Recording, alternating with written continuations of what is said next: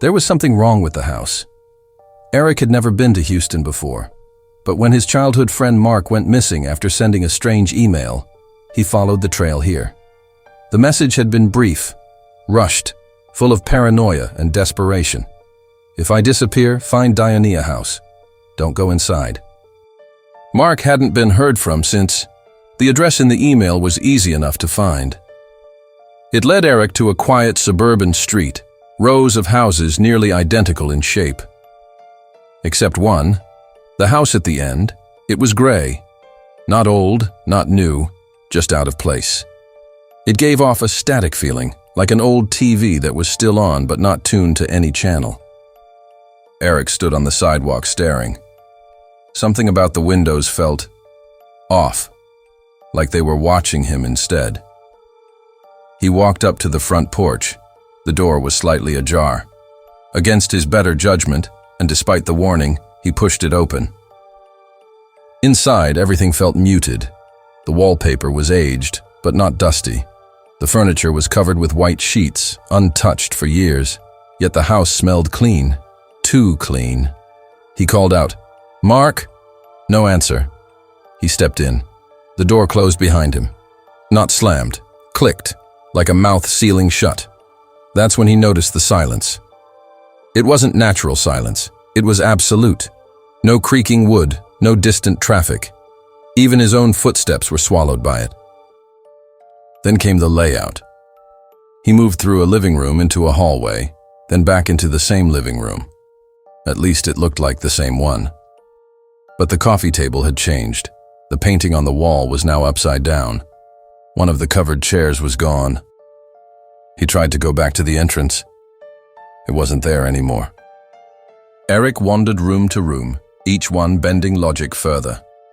He found a kitchen with no exit, only a single door that led back to another hallway of the same kitchen. A staircase led to a second floor that had a door leading back down to a different first floor. Mirrors showed hallways he hadn't walked through yet, and sometimes someone else's reflection. In one mirror he saw Mark, his friend, standing behind him. He turned. No one. The reflection was gone when he looked back. Hours or days passed. Time didn't work right here. Eventually, Eric found a woman sitting at a dining table, crying softly. She didn't look up when he entered. Her eyes were bloodshot, mouth trembling. "I thought I was alone," he whispered. She didn't answer. Then she said, "Don't speak to them. They remember your voice." He didn't understand what that meant until she began to change. Her mouth stretched unnaturally.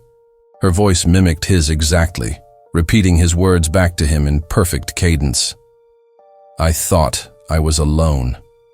I thought I was alone. I thought I was alone."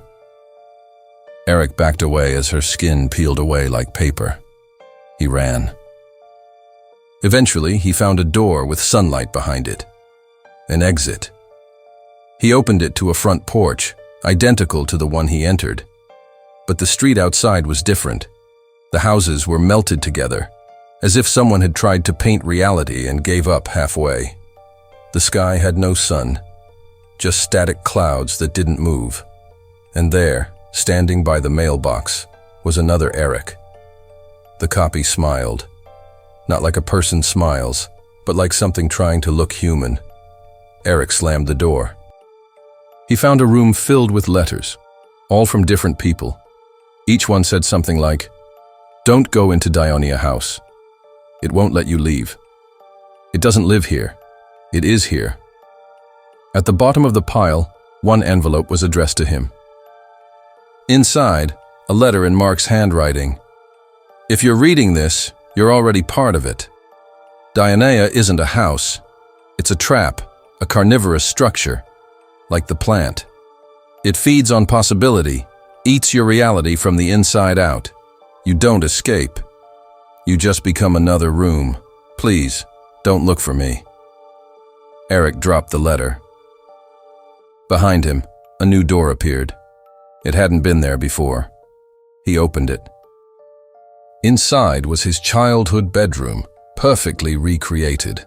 His bed, his toys, his old alarm clock blinking 12, yao. As he stepped in, the house sighed, a low rumble through the walls. Another room added, another person devoured, and the door closed again, waiting for the next visitor.